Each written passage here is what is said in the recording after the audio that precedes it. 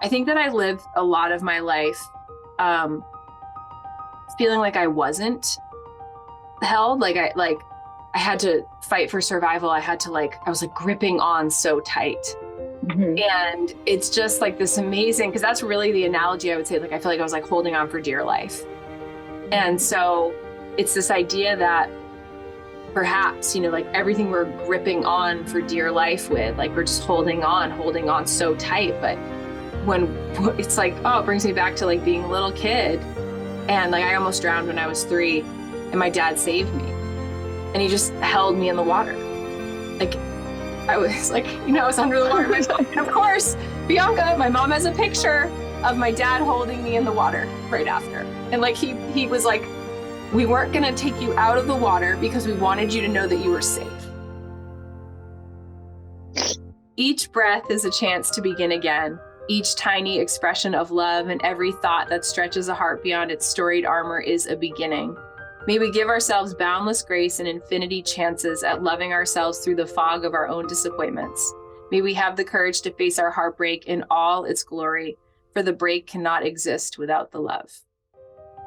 Help Me See is a podcast that redefines the word vision through vulnerable and real conversations, my own private introspective ramblings about the things that I think about in the wee hours of the morning, and my deep core belief that your nothingness is your everything, and all you have to do is see. I'm Bianca Mora. I'm your host. I am an educator, a photographic artist, and I believe that your daily photo habit can be the key to unlocking the ability to be more present in your everyday life and live deeper into your intention and purpose. We're not about the small talk here. Grab your coffee, get cozy, and let's talk. Hello, and welcome to another episode of Help Me See. Whew, this one is delayed. I have been traveling, and I'm coming back after a couple week hiatus with a really, really special episode with one of my beloved coaches, Amber Lilyestrom. She is a branding strategist, a business mentor, an author, a keynote speaker, a poet. She is just a unicorn of a human being. And I mean, in every sense of the word. And I cannot wait to be able to share her voice with you. I have been a part of her world now for, 2 years. I don't even remember. I don't remember before. But I have had the privilege of being in the same room with her. I've gone to her in-person retreat. I've been on countless Zoom calls with her, and she is just someone that's near and dear to my heart. And during our talk, the basis of our talk was supposed to be about, it was about how honoring yourself is the most generous thing you can do for others, and how we can get so caught up in the spiral of sacrificing yourself and your wants and needs and your desires and your dreams in the name of the people you care most about. But really, the best thing you can do for them is whatever the best thing is for you. And she is a gorgeous example of that. And we ended up talking about how her coaching and business mentoring is another form of what we do with photographs, of taking a photograph of something and saying, look at this, look at you. That's what she does with her words. And actually, fun fact, Amber started out as a photographer. She was a photographer years ago, and her parents were also photographers. And I stumbled upon some discoveries about her past that I wasn't aware of. That was so cool and so exciting. And I'm just so excited to bring this conversation to you. I sound a little nasally because I got sick towards the end of my travels. it's okay. We're here. We're doing the thing. I'm excited to get back in the swing of things. And I look forward to hearing your thoughts about my conversation with Amber. Look in the show notes to learn more about Amber and get in her world. I'm going to put her website, her Instagram, everything you need to know to get in touch with her if you just find yourself needing some more Amber in your life. And before I get into the show, I wanted to let you know that my new program, new coaching offerings around photographic arts is coming out very, very soon. So if you are loving the conversations, the type of conversations that are had on this podcast, and you are a photographic artist that is looking to learn more about seeing the picture under the picture, about really honoring your own sacred vision and getting to feel like creation is freedom rather than constraint, go ahead and sign up for the waitlist, and you will be one of the first to know. If you are not a photographic artist, I also have a course on seeing for your photographic practice. And that is just a fancy word for your daily photo habit, the pictures you take every day. It's really a deep dive into making the unconscious conscious in the pictures that you take of your daily life. I have a bunch more people that have been signing up for that course, and I'm so excited to see it spreading. So if you want to learn more about that course, it's called Manifest Your Memories. You can find more information in the show notes there as well. Okay, without further ado, and I can't talk anymore anyway because I am getting out of breath. Here is Amber. Hi. Thank you for your patience, ma'am. Oh my goodness. I was laughing to myself because I was like, this is the perfect start of this conversation. This is the perfect start of this conversation. And it also feels really weird that this is the first time we're talking one-on-one because I feel like you're like one of my closest friends. Oh my gosh, I know. There's always people around. We're trying to have our alone time. Jeez. Yeah. We only have our alone time in meme world. I know. It's so true. Like dying laughing at. I just love your sense of humor so much because it's so effing weird like mine. And like I can unleash the fullness of the weirdness with you and just know you completely understand it. I know I have such like FOMO of like your inside jokes with Kristen because I'm like, I know I would find that so funny. You really would. You really would. Oh my gosh. We are the weirdest people on the planet and I'm obsessed. Wouldn't have it any other way. Mm-hmm. So I just start recording because I always do an intro about whoever before.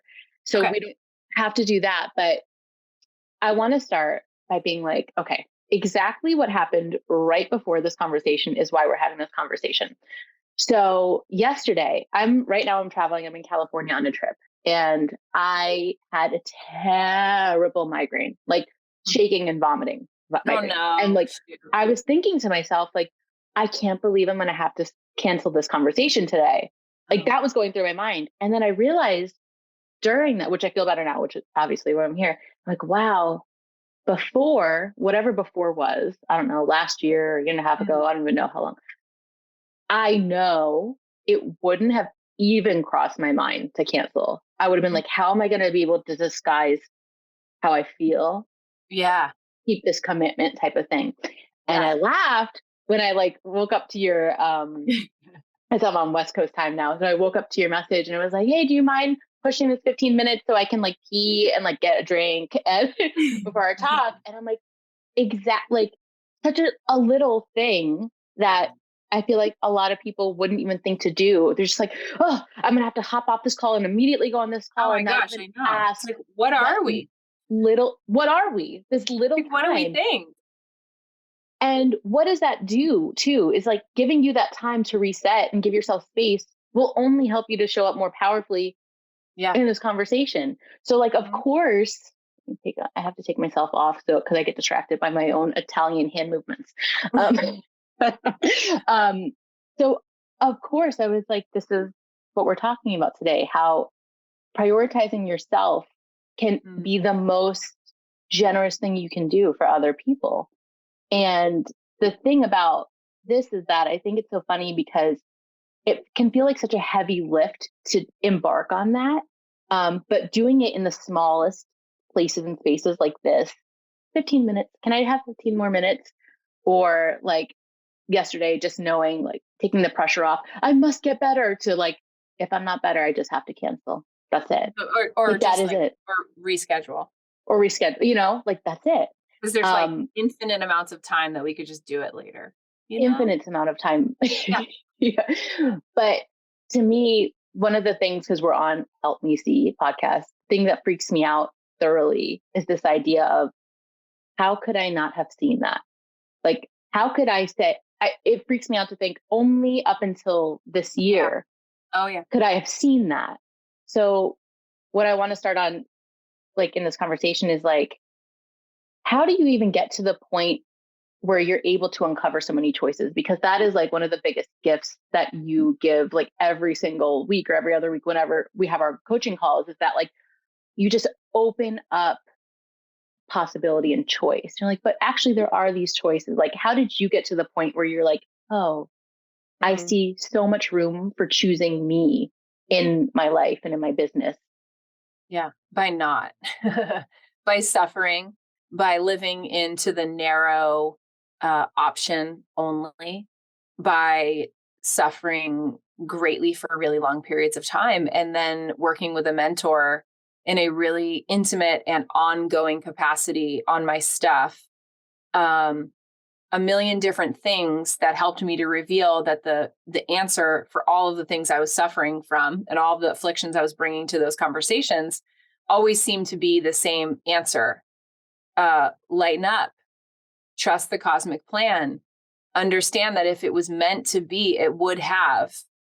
And everyone is doing the best they can with the resources they have available to them in any given moment, even you. I really hated that last part. And it was a real hard pill to swallow, but it was like, but I could do it better. But I could be doing it better. I could be more succinct. I could find a way to make my bladder not have to fill up between 3 hours of calls between talking to Bianca and my clients before that. I could simply dehydrate myself. It'll be fine. I could just not drink water, and not meet that human need. And it's like, how ludicrous, how ludicrous. And I think the other thing is, I stopped taking myself so seriously, part one. And then part two, I gave myself permission to completely just step off of the pedestal, right? Like this idea of like who I have to be for people, and just understand that who I am has to be enough, because there's just no more for me to give.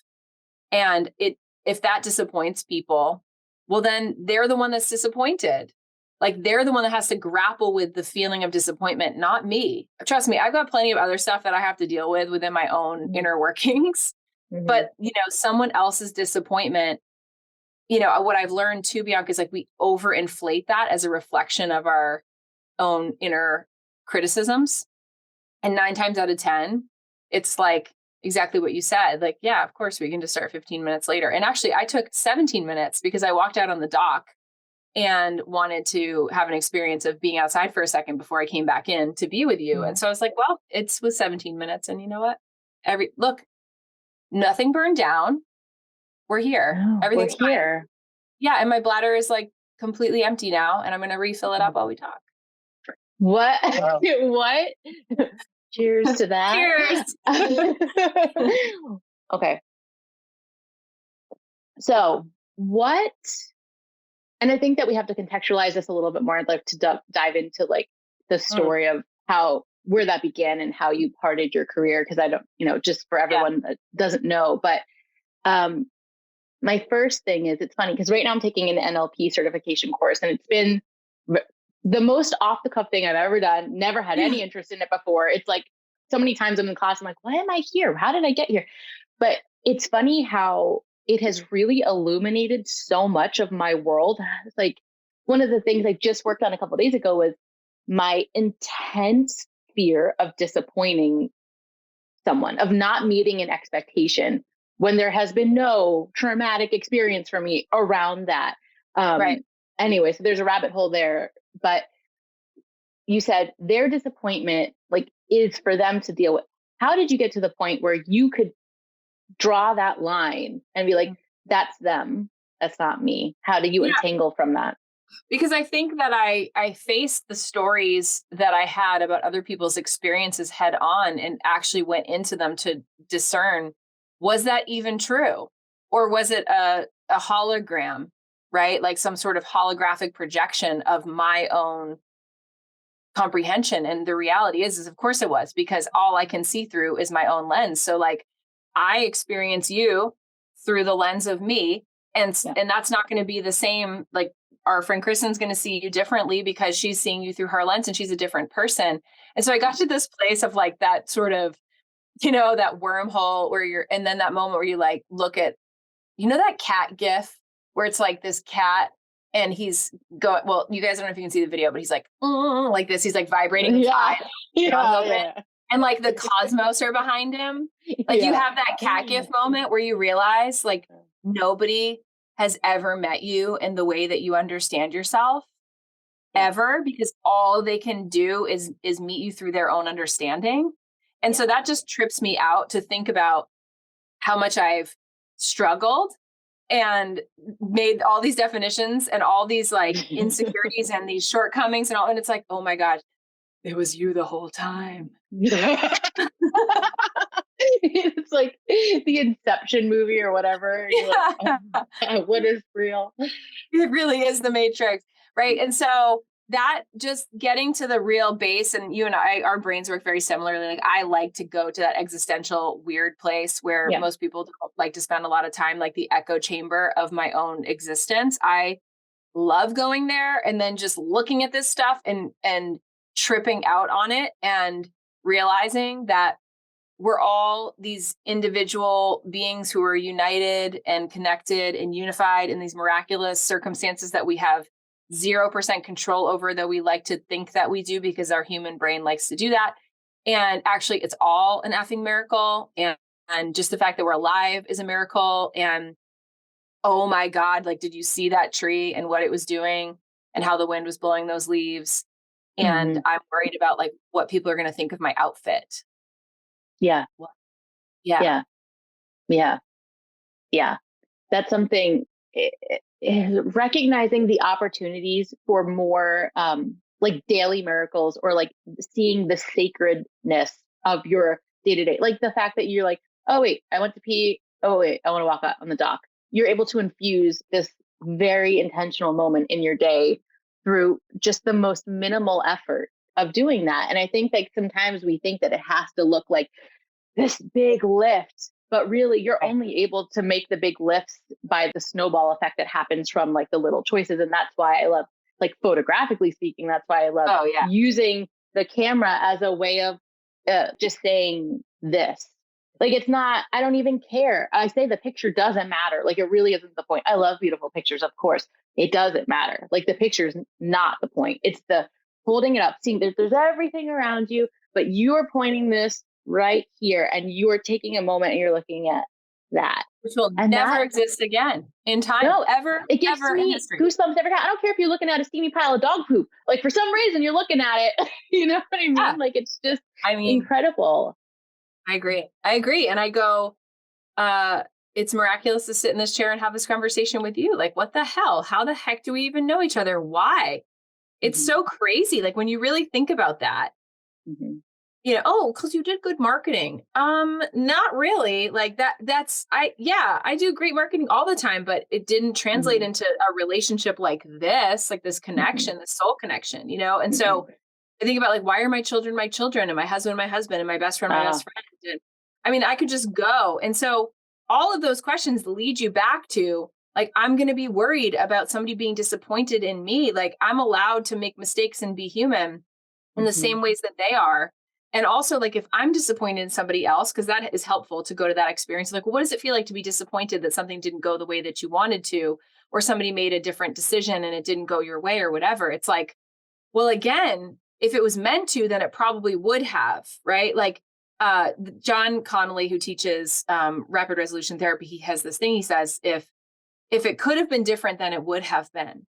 And so, and that's a tough pill to swallow. I'm like, oh, and so he really will like school you on it and saying like, Amber, if I understand that the man who abused you as a little girl like that wasn't right. But if it could have been different, it would have been different. And I spent a lot of years just being like, well, he should have known better and he shouldn't have done that and he shouldn't have hurt me. And if he had gotten the help that he needed and he did it, and it's like, but then you trap yourself there. And I think that's been a big part of my own unraveling, like in my infertility story and stuff. It's been really, really painful. And like, I'm still working on it, you know, all the time. It's like, well, maybe if I didn't exercise as much as I did playing soccer at like I did, then I wouldn't have had this when I wouldn't have this. And then I would have been able to get pregnant. And it's like, oh my gosh, like that is so much pressure. And so that sentence, I found it to be really liberating, you know, because here's the thing, like we can all think of examples of things we wish we could go back and change. And I'm not even going to try to do the like, there was a silver lining. No, I'm not trying to do that at all. Like shit, really hard shit happens, painful, terrible things happen. And if it could have been different, then it would have been. And you taking ownership for every dimension of the things that you couldn't influence or change and still can't to this day is causing you so much pain.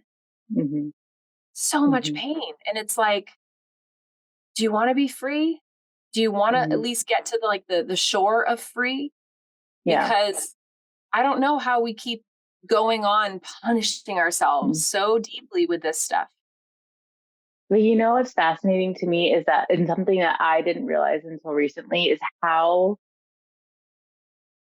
like, I cognitively realized it, but like physically realized it, how painful it can be to acknowledge even your empowering choices.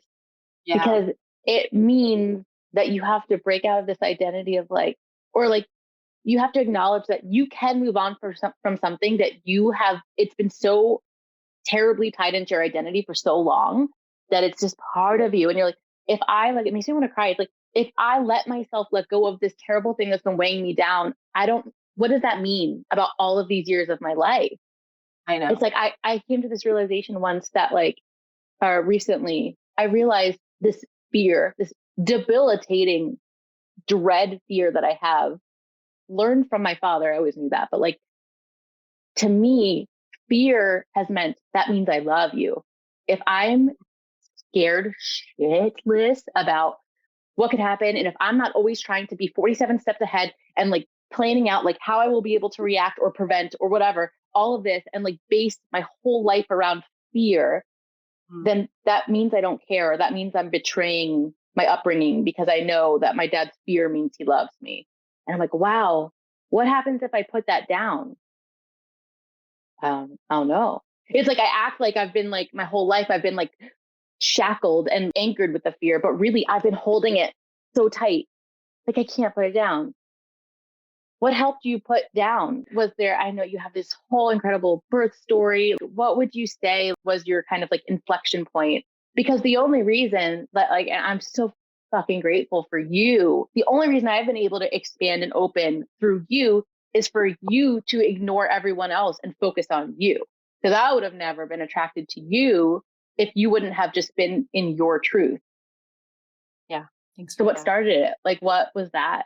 It feels good for all the pain in the between. So my ego likes that, Bianca. So thanks for that little bite. You know, my mom is the same way with her worrying. So her form or communication of love is I always worry about you. And then I'm like, Mom, you know, I've tried to like go against it. And then she's like, nope, for as long as I'm alive, I will be worried about you. I'm like, okay, that is her language of love.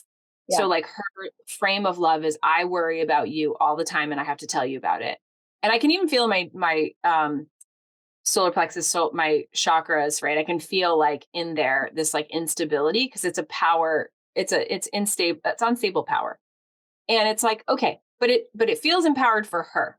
Doesn't feel resonant for me. Like persistently worrying about my children, which I do also, by the way. I think that there's something about motherhood, this like primal hit of your kids, keeping them alive is like your life's work. And it's not easy. Like it's not easy. And it's like what happens in your body and the anxiety. And I just even noticed in the little ways like Ben how my husband can easily just like wrestle with the kids and throw them around. And I was like trying to wrestle with Alex the other day. I was like trying to like be rough with him. And I was like, I can't do this. Like, I'm incapable of being rough with you. I'm just like, I'm going to throw you on the couch, and my hands were like this. And I placed him on the couch. He's like, Mom, you're so boring. He's just like, okay. And I'm like, all right, I'll do it again.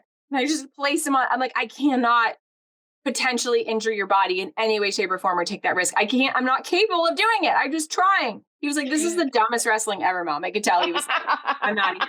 Where's Dad? Where's Dad? Because Ben doesn't care, it's like, but it's good. It's important.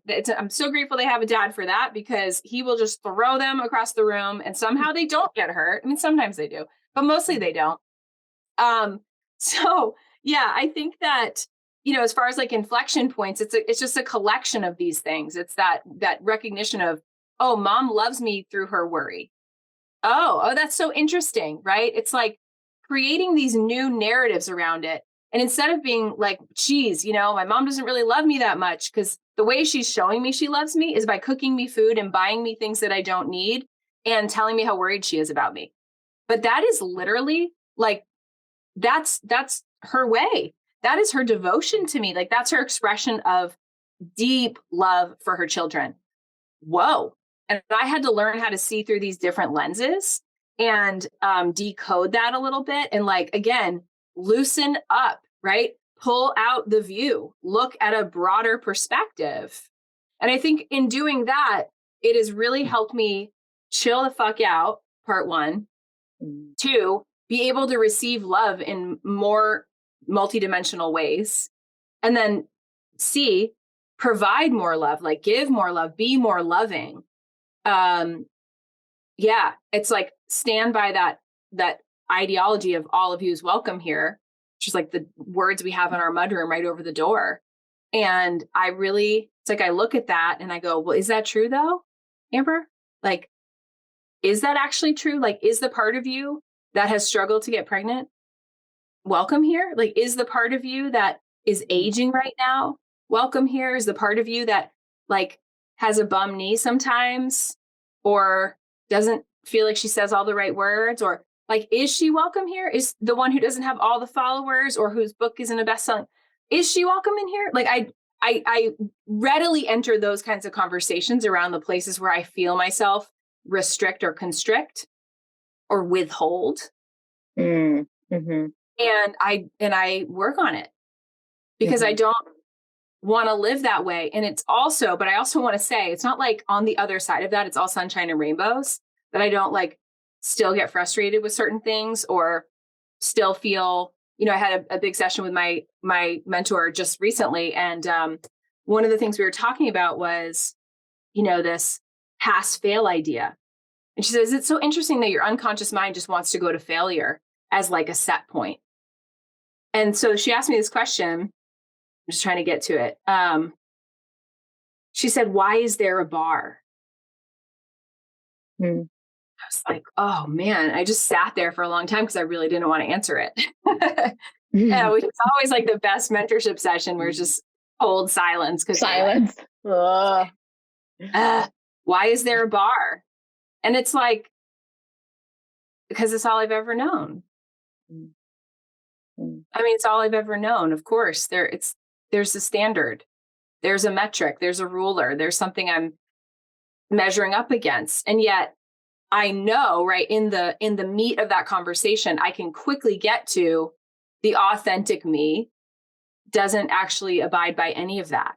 Like the true me wrote the poetry book to write the poetry book, not to receive any accolades at all. Like truly, that's the truth. Like you can get to like the marrow of that kind of truth. You can feel it. It's like I took the picture to take the picture because I wanted to experience the act of taking the picture. And, and I also, it's important to say here too, to the listeners, I was also a portrait photographer and wedding photographer for a period before I started my business coaching business. And my parents were photographers. And I think I just said this on a stage, and I was like having this existential. I didn't know your parents were photographers. Yeah, my mom was Yeah, they're really, really gifted. I have a lot of their work around the house here. And Wow. yeah, my dad was very much like more into landscapes, like sunrise, sunset. Like I have these cool pictures my dad did, like water ripples with a sunset, like from the 70s. It's just so Oh cool. And my then God. my mom actually was published in Powder Magazine. She took pictures of skiers like coming down the slopes and races and stuff. And she ended up having a photography business where she contracted out photographers to go out and do photographs for corporate companies. She's a baller. Like my mom was also a model. She was a Playboy bunny back in the 70s at the Boston Club. Yeah. Yeah. Which is dropping these bombs on me mid conversation as an aside. Vic and Ellie were like, they were a vibe. Let's just put, my parents were like babes, total babes. Gosh. Yeah. So they were cool. And, you know, all my whole life, I remember thinking, like looking back at my childhood photos of like my brother and I, we have so many of them. My mom would just take these like insane pictures of us, like our profiles, like on the lake, like me with like a flag. And I'm like, these are not normal childhood photographs, like black and white, like my arm, like cool, expressive. I'm like, this because my parents were gifted at photos. And so I have like amazing childhood photo albums because my parents were like professional photographers. And I just, you know, so that's all I saw growing up was like photographs like that, like stories being told through photos, the way my parents took them. And so when Ani was born, I bought Ben a really nice camera for like the first one we had owned as a couple. We got him this like cool mirrorless camera. And I just started taking photos of Ani, my baby, you know, like she's brand new. And I love taking pictures of babies and family and people. Like I love people because I'm capturing their story. I can see people through my lens and I love it so much. And I said this on stage at a wedding professional event just like a week ago. And I said what I love so much about photography was taking a picture of someone in such a way that told their story and then showing it to them and just saying like, look, like this is, look how beautiful you are. Like, and then having them be like even the most self-critical person seeing a photograph of themselves and then watching them kind of like have their breath taken away because they can't believe it's them. And it's not even because it's like an exceptionally like beautiful aesthetic photo, but it's like story and there's emotion captured and it's raw. And I just love that art so much. And then I realized that I still do the same thing in my work. I just put the camera down and now I'm doing it with words and I'm doing it with my own eyes. Yeah. So I'm so emotional right now. It's true. It's like that's what you do like every time in a coaching call. It's just like it's the way you just said, look, that's what you do. Sorry, I just like threw up crying. It just came out, but let's just cry and puke together. Because like that's what like it's so funny. It's like I always, oh my God, struggle with myself with like words, but like really the most the most truest thing I could say is like this and look. Like that's it. Like I don't need to like explain it. Like I'm like here, and that's what I do with the pictures. But like I think it's like so crazy that like yes, of course that's why your work is so powerful because yes, you use a lot more beautiful words and like you have like such a way of communicating. But essentially, what makes it powerful is your ability to say, "Oh look, like look at you, like look at, but you want that. Look at that." Yeah. Oh my God. Destroyed. You know, it was a revelation for me too, though, Bianca, because I'm on stage literally in a talk in front of 100 people. When it came to you? Yes, I'm like telling the story. I'm like, and this is why I did for wedding photography because I was like, had this idea. I'm like, oh, I got to open this talk like with it was called the relevant workshop with the relevance of the fact that I know what they go through because I did this. And I remember being at people's weddings and I noticed like, oh, I don't actually want to be here. And I don't really want to do this. Like I liked the portrait stuff. I didn't like all the pomp and circumstance and all the requirements of the wedding stuff. And I was like, oh my gosh, it was like so jarring because I'm thinking like, this is their most sacred day. And I'm like not having fun and I can't, that's out of integrity for me. Like I can't do this anymore. Yeah. So I was like, pulled the ripcord real fast on that after I finished out my weddings and, but portrait. And now I just like love, I did like brand stuff for a little bit too. And which I mean, I love, I just love giving people that, and I'm more effective with it, I would say. There's less in between now with like the purest of the essence of my spirit getting to commune with people in that way. And it's like the same gift. It just is expressing itself in a different medium now. And I've always been a seer. I've always been able to, and I know that the people listening to this podcast, like we are people, we see what is unseen. And it is such a sacred and precious gift. And it's something that people so deeply crave in some ways that they don't even recognize. It definitely is a risk, right? When I'm reflecting back to somebody, because sometimes I'll reflect something back that they're not ready to receive yet, you know? And I know you've had that experience. We talked about it with a shoot that you did where it was like, it took a minute for her to get it. And here's the other thing. I'm on the other side in my personal brand work where I have a lot of photo shoots. And I'll be totally honest with you, as of late, my photos with my beloved best friend, Lauren Bodwell, who's literally like one of my best friends on the planet, who has taken too many photos of me in my life, frankly. It's like I have 1 million photo albums from all the events and shoots and things we've done over the last 9 years together, you know? I haven't been loving my photos lately.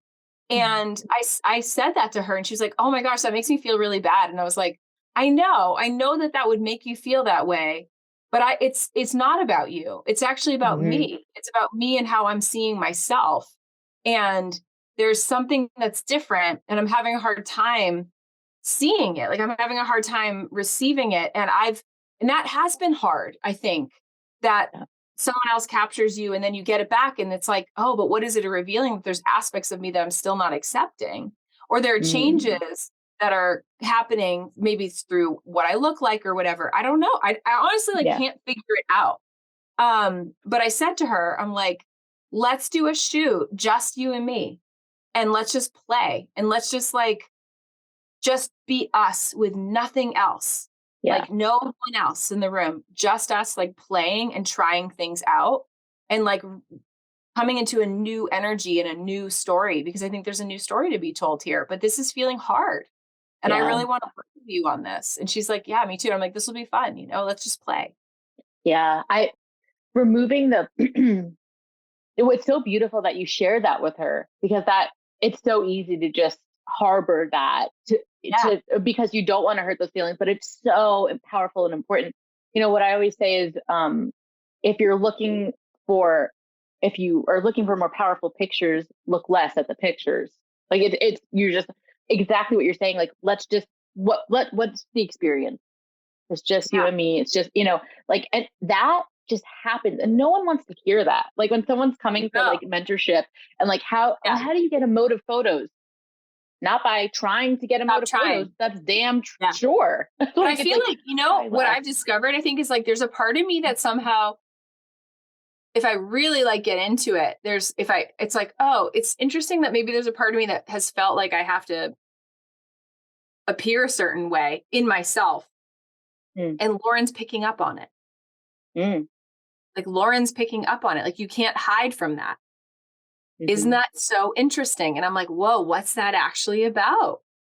And I've wanted to just not look at them. But actually the medicine for me is, no, you actually have to look at it. Such a gift that you could see it. Because you wouldn't be like, it would be harder to see it without this as the modality. Because I just keep moving, you know? It's like, oh, throw on the filter and keep going. And so these are just like really interesting revelations. And going back to, you know, earlier questions that you asked, it's like, you have to find a way to exist in the uncomfortability without completely destroying yourself or like making yourself completely so small that it's like the part of you that can think you don't deserve anything or don't deserve to exist, you know? And it's like, I think that lives in every human. And I'm not afraid to say that out loud. It's like, I'm not afraid of anybody's emotions. All of you is welcome here. And I think that's a big part of the work I've embarked upon in this last year too, is focusing on the innate intelligence of our emotions and what they're bringing forward, because the emotions are the language of the body.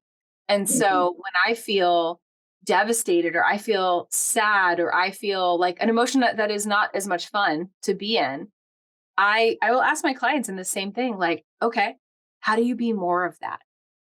Like, show me what does that emotion move like? What does it do? How fast does it move? What sound does it make? And I've been doing mentorship with this amazing therapist and teacher. His name's David Bedrick, and he teaches process-oriented facilitation. And so I've been in his year-long program, just like learning this modality and learning how to help people tap into their innate wisdom. And that means like inclusivity within self, not taking, compartmentalizing different dimensions. Like if I feel sad about how my foot, it's like, what is that about? Like, what is the story that comes up there? Like what emerges? And it's not even for the need to change it, but for the need to actually just accept it, to look at it, to acknowledge be with it. Yeah. Because there's wisdom in it. Like it wouldn't be coming up if there wasn't something for you in it. Yeah. Like being able to, you don't have to force yourself to like stare at it for a million years, but like if you keep looking away and if you stop taking photos, and if you, I think about it as like taking permanent action on temporary feelings instead of just like being with it. Like I always tell the story of one time I used to have a huge problem with my profile. Like I hated it. There's like a tiny bump on my nose. I don't know. Everyone has their things. It's so dumb. And there's one for my whole life, as long as I can remember. And there was one photo last year where I was completely profile. I had my kids in my lap, completely profile. And I was like, I not only don't mind, but I like that. Like it's strong and it's distinct and I like it. I'm like, wow, what if for years I felt like that? What if I avoided photos for years just because of that? And all of a sudden, I don't give a shit anymore. That would have been a really hard pill to swallow, and I think that something, especially around photography in general, is that like, I think sometimes that we unknowingly are always looking at something through the lens of like what other people will see in that, or what other people will think, or like where this photo can live. But I think what's so unique about your position right now with like, you've done so many photos with, someone you're so close with, it's just like, it gets to be this living, breathing organism. It gets to be something where like, it doesn't have this formality of, oh, well, okay, here's a thing. It's very static. You're like, there's no goal with it. Let's breathe with it. There's not a goal, because not everything you take is meant for sharing. Like it gets to be something for you to look at, like, what's here? What's here? Right. Something that I'm really curious about, it's a little bit of a sidetrack, but it's really rare to talk to someone who has parents that have documented their childhood in any sort of artful manner, So what do you think that did? And because you're so gifted with seeing, I'm just curious, what do you think growing up with that as a foundation of, look at me with that, like just more intentional photos. What do you think that did for your foundation and the way that you just grew up seeing?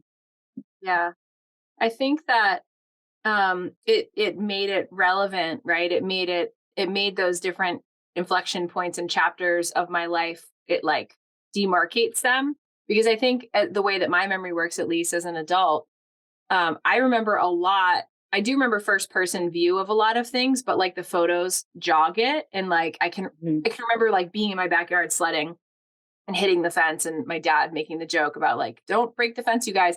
I actually just sent out a bunch of VHS tapes to this like company, and it put it in like this vault. And so I got to go and watch. It was like, my favorite. It was a whole thing. Oh my gosh. Of all these videos my parents had taken of us as kids. And it was like sad for me too, because Ben was like, I wish I had that. Like my parents didn't have a video camera. And I'm like, I wish that we had that too, And it's like hilarious, like watching these different things, like watching, like I was biting my fingernails and my dad like smacks my hand out of my mouth. And I saw that in real time and I was like, oh wow, I would never do that to my kid. And I'm like, but that was just so normal. And what it showed me was like, there was like deep love. My parents had deep love for us, but it was also harsh love. There was also like a harshness in the love, like a, kind of that. It wasn't like, it was like tender, but it was also hard. And so I think that I get to see how, like I'm hard with myself with love. I'm harsh with myself about love. I'm tender with my children, but I'm harsh with myself. And sometimes I'm harsh with my husband, Mm-hmm, or I withhold, or I'm rigid. There's like a rigidity. And I think like seeing those, being jogged by those images and those videos and all that, it reminds me, I can kind of transport back, and Ben's like, it's so crazy how, and getting a witness of my husband, like your parents, like they sound exactly the same. And he's like, and also like your dad then sounds like your brother now, and your mother then sounds like you now, like your voices are the same. Wow. So weird, right? So it's just like this sensory, multidimensional time warp thing happening. And I'm really grateful for it. And I also think, my mother is very, very sentimental, and she's an artist. I mean, she's also used to do sketching and like beautiful sketches of the photographs that she would take, like of us. It's amazing. And she was also like this big music person. So she had this cassette tape and record collection that ran super deep. And she would play like a lot of instrumental music or like soundtracks of movies. A non favorite of mine, but my brother and I make jokes about this. With like Schindler's List was like a big one for her. And so like when she was really depressed, she would like put on Schindler's List and like go sit in the living room in the dark and just cry. And Jake and I would just be like, oh boy, we can hear some shit. Oh God. And be like, one of us would be like, I'm not going on. And so we would have like candlelit dinners like almost every night. Every night with music. That was my mom. Wow. And she worked. I don't know how. I'm like, Mom, I can hardly even scrape together an effing grilled cheese. Like I feed them and then I'm like, well, what am I going to do? Like, I am terrible at this. Like, you're a superhero. How did you do that? Like, you'd make beautiful meals. My mom is also like an incredible cook, and she'd make these meals for us. And then she'd light the candles and she'd put on one of the soundtrack. And it's like, we would sit there and we'd listen to like Wyndham Hill or Narada or John, what's his face, all those soundtracks, John Williams. And it's like, so like music and memory, and there's such a sensory like world that I live in because it was what I was immersed in as a child, and like deep and sentimental. It's why I can cry at like the drop of a hat, everything makes me cry because I'm just like the beauty of it all. And there was a lot of complexity and there was a lot of really hard stuff growing up, but there was so much love too, even though it was harsh in some ways. It was like fierce love, if that makes sense. My God. And the self-discovery that's made possible by these like visual artifacts is so like, yes, because they change, like as your eyes change through your experiences, your lens change, these things are static. So they're the same as they ever was or ever were, but like the meaning shifts, and it's just like the most mind-blowing thing. So like the idea, kill me. It could kill me. Bianca. I know. I could be like, just put me in the grave.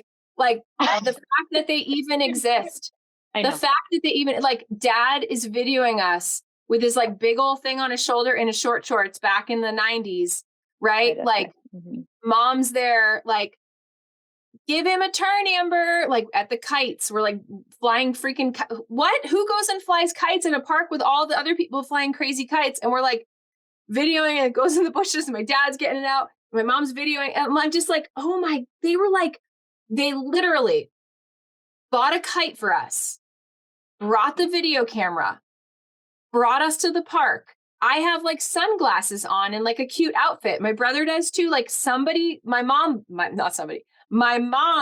got the outfit, got the sunglasses, made sure we had all the things. We're at the park flying an effing kite. And like my parents' marriage was really tense, but like she was doing that. Yeah. Oh my God. I could just, I know. Cry. Oh, and every part of it, every part of it.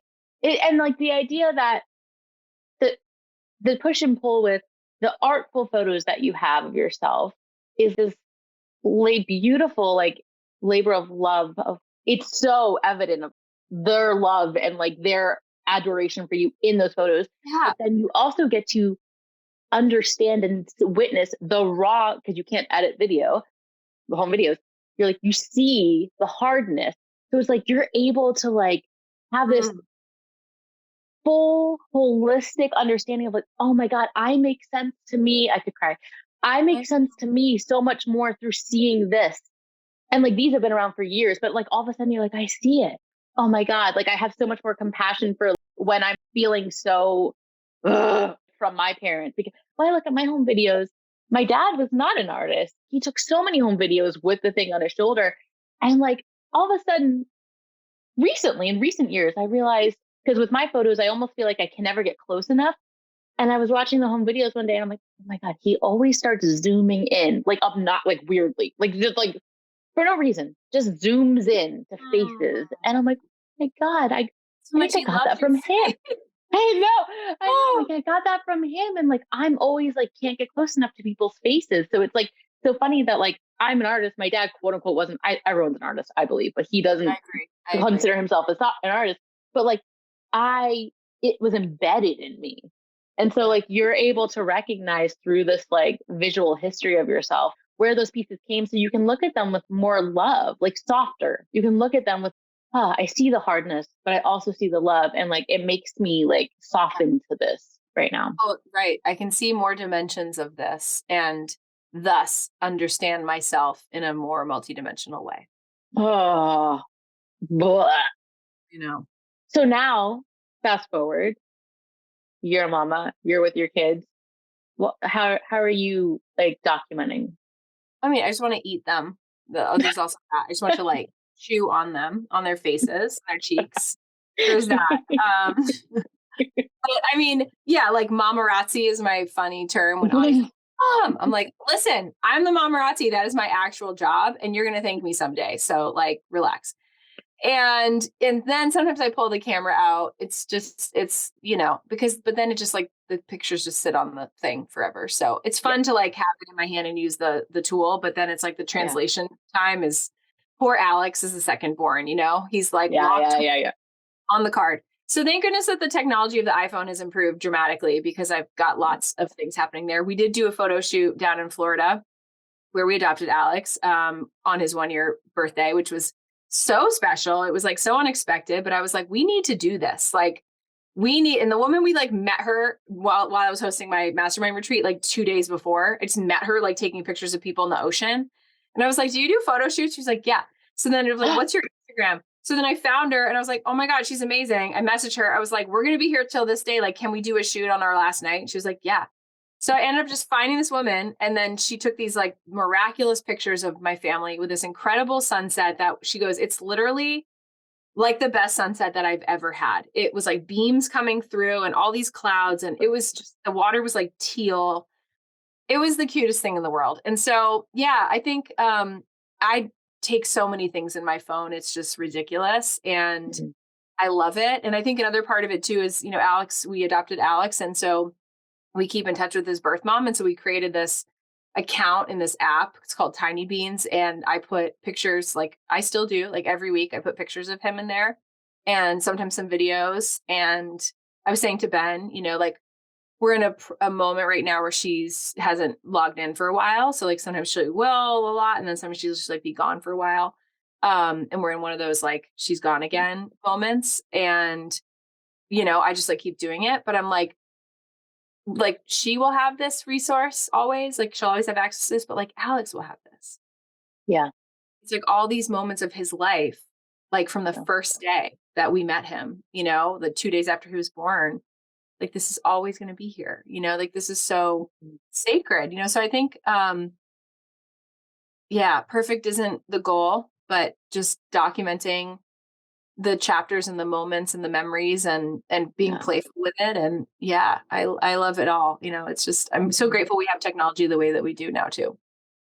It's funny. It makes me think of something that's been like ripe or like more on top for me is there was a story that actually Katie told me once, Katie Dragos, who's also in your coaching program. And she was saying there was this one day she was taking photos like by a lake with her friend and her son was holding her phone or something like that. I'm going to butcher it. Anyway, later on she looked and she had saw that he had taken photos of her and she was just sobbing, brought to tears, like at the idea of like, how like that he thought this is important, like this is my mom. And but in reality I think it's so funny that are so able to see that, like our little one take a photo of us, but like that is us, that's us. Can we just witness ourselves in that? Like, look how beautifully you're, instead of like shaming yourself, oh, I keep picking up my phone, let me just be in the moment. It's like let I yourself do totally, that. It's gorgeous that you see it enough to be like, oh, let me just do Yeah. that. And it's like, then you look back and you go, oh my gosh, like former self, I love you so much because you gave me these past photos, which just is like my favorite thing in the world. I can never figure out how to like swipe to actually see it. Oh, that. Okay. Like, it's like, what? Like, I know, I just can't. weave together and all these pictures of Ani, like, can't. on, you know? Like, It's thanks magic. iPhone for putting the like dramatic like music to it. I know. Like, why would I take these pictures of her? Like, gosh, look at us. And like, look at that and think about her being your age looking at that. Like, what? I can't. It's like right before Alex came. So it's like those inflection points too of like when these pictures and then, and then there he is, like, look at him. And then everything changed. And then everything changes, like the whole world changes. But there was an Ani that existed before her brother came into her world. And there were 8 years of that are just so important. And I love that this technology can do that, that it can like give us these gifts of these moments, like his first smoothie in Florida, or like with my dad, with his granddaughter. Oh, it could just kill me. And the fact that I can commune with it every day in this like easy way, I think it brings life closer to us in a lot of. It brings life closer to us. Yeah. That's a quote. That's a quote card. We have ended up somewhere I didn't foresee, but of course. Anything else? Is there anything that like feels pressing right now? Is there anything that's been on your heart lately, in this world or out of this world? I don't care. That feels like really important, or something that you want to talk about? Yeah, I think that I just said this to a client earlier today. We were talking about this sort of the sacred spiritual nature of life. And in March of this year, so 1 year, Alex's first birthday, and a year after we adopted him, I got the word held tattooed on my wrist. And at first I knew I wanted to get something here that was like a reminder, but the word wouldn't emerge for me yet. I was like, I don't know. And I certainly wasn't going to rush it. And it just like kept coming. It was like held, held, held. And I think that I lived a lot of my life feeling like I wasn't held. Like I had to fight for survival. I was like gripping on so tight. And it's just like this amazing, because that's really the analogy I would say. Like, I feel like I was like holding on for dear life. And of course, right, when Alex came into my life and the way that all unfolded, after 7 years of infertility, 2 failed IVF cycles, of miscarriage, like literally just saying to the universe, like, my fertility is complete. I understand that now. And I'm like, this is so hard for me to surrender, but I just have to like let it go.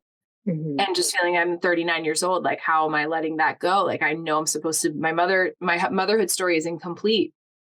And then by the grace, right, this miraculous story unfolds, and here comes Alex. And it just was like the master teaching, like brought everything together in my life, of like all of these moments of things that didn't make sense. And, looking back, like, how did I meet Ben? I was like divorced. And then I met my husband, Ben, who's like the father of my children. And, Ani, and a near-death experience when she was born, and going through IUI to conceive her, and just like leaving my job and then building this business and meeting all the amazing friends and people that are in my life now, and like the unfolding of it all. And really what the word was just held, like because you've always been held. And so it's this idea that perhaps, like everything we're gripping on for dear life with, like we're just holding on so tight. But when it's like, oh, it brings me back to like being a little kid. And like, I almost drowned when I was 3, and my dad saved me, and he just held me in the water. Like, I was like, I was under the water. And of course, Bianca, my mom, has a picture of my dad holding me in the water right after. And like, he was like, we weren't going to take you out of the water because we wanted you to know that you were safe. Oh God. Jesus. Yeah. And so I invite us to think about, like the ways that we've been held. And the fact that we're here is the proof of that. Yeah. Yeah. God. Yeah. Oh, my goodness. Okay. Well, I don't even know how to wrap up after that one. Just end on that note. Can you share with us anything that you have going on right now? Anything you wanted? All the links will be in the show notes. I mean, Amber has a new gorgeous website, like with her. There's some of her story on it, and that'll be in the show notes. But anything else you want to share about what's coming up? I mean, I'm in her Ignite program, and I have been for, I don't know. I feel like I don't remember life before that, but just whatever you want to share about your work right now. Yeah. Why don't I just read a poem just for fun? Oh, yes, please. Let's do that. Hold on. This is a Poem good one from your book. This is my book, Paddle Home. Yeah. And it has Lauren's beautiful pictures in it. There's one that's on this particular page. And I think honestly, like these pictures are some of my most favorite pictures ever in this, and we did them all in black and white. We converted them if they weren't. I just went and like found them, look at that. Mm. And I will also say when we did this photo shoot, it was during the pandemic. It was almost felt like we shouldn't like be together. It was like at that point in the pandemic, it was like June or July of 2020, where it's like, oh, you like everybody good? We're good. We're good. It was, but yeah. Sid and Lauren came over and I just like got in the water and we did this shoot. And I didn't know that this was for Paddle Home when I did it. Like the book wasn't even a poetry book yet. Like I was just writing poems in my journal. Yeah. This was just like a one-off shoot. Like what was we were going to use them on my website and for my branding. And so like half the shoot is like in my home office, like in the kitchen, like just playing and doing different things with some of the different dresses that I had. And then at the end, I was like ones with the trees on our land here. And then I was like, I had bought this pink dress. And then Lauren's like, we like just go in the water. And then she was like really pushing me more. It was so freaking cold too. Like the water, it must have been like May. The water was still freaking cold. And I got in there and Kristen came in and was like my lifeguard at one point because my dress was like wrapping around my legs. And I was like, oh my God, I can't swim. Like it's freezing cold and I'm like going to drown in this stupid dress. So yeah, it was really funny. Like it's like one of our favorite memories we laugh about. But yeah, we just went and we were playing and we were co-creating. And then this shoot came and then all these pictures were like the theme, of what the book is like about. And then there's other ones that Lauren's done all these pictures. So I was like, I'm just going to weave these throughout. And then I have like these pages, like little black quotes and step and repeat sort of phrases and things throughout. It just was such an artistic expression to create this book in this way. So gorgeous. So yeah, let me read this one because I opened to it and it just feels very Bianca-esque for me to read a poem called Heartbreak. Yeah. Okay. Here we go. Each breath is a chance to begin again. Each tiny expression of love and every thought that stretches a heart beyond its storied armor is a beginning. May we give ourselves boundless grace and infinity chances at loving ourselves through the fog of our own disappointments. May we have the courage to face our heartbreak in all its glory, for the break cannot exist without the love. Are you looking for the award for the most amount of times making me cry? I'm with you. I'm like, shit, who wrote that? I'm like, we were talking about disappointment and I didn't even realize that was going to do that. I just opened up to it. Oh my gosh. Disappointment, heartbreak, seeing the self. That was the most relevant. I mean, I just flipped it open. It was there. So again, we're just not in charge. And when you live like you're not in charge of how it's all going to unfold, man, it gets so good. It gets so good. And it does also feel like a risk. So I want to say that it feels like a risk, but I think you come to the point where you realize there is no other option.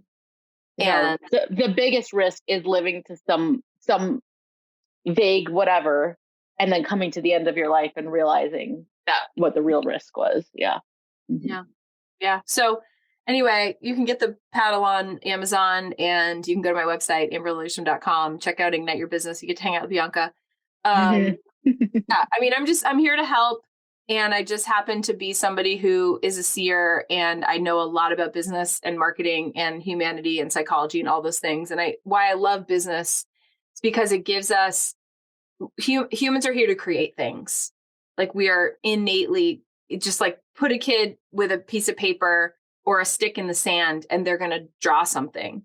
It's just how humans are wired. It's to create. And so I love that so much. And I believe our businesses are like those beautiful things that there's duality in that they can create something to change the course of history, to shift humanity, to further the evolutionary process for us in a positive and beautiful, reflective way, because we create what improves, I think, by and large. And it's like our signature, it's our legacy to create something that makes things better as a result of the healing we've gone through. And then secondly, it provides us with the monetary support we need to exist in this modern society, which relies on money. And that's important too. And I know how to help people kind of do that and both. And I just love it because it's like, it gets to be your contribution and your signature and also gets to support your family. And so I think it's a very sacred way to love people and bring people together who are here to actually create things, to actually make things new. I want to hang out with those people because they're the visionaries and the dreamers. And they're taking they're alchemizing what's inside, and they're trying to create new ways of existing. And it's so fun. Yeah. You hold people as you help them learn how to hold themselves and their all of it, and like uncovering the choice and being able to see like how you can alchemize, beautiful word, like the and both and the everything and the nothingness of like what's true for them. Yeah. Amber, thank you so much. I am so honored to have you on here. I can't even tell you. And I'm so glad that we got to get together and have this conversation. So thank you. Me too. Love you, sister. Thank you. Love you too much.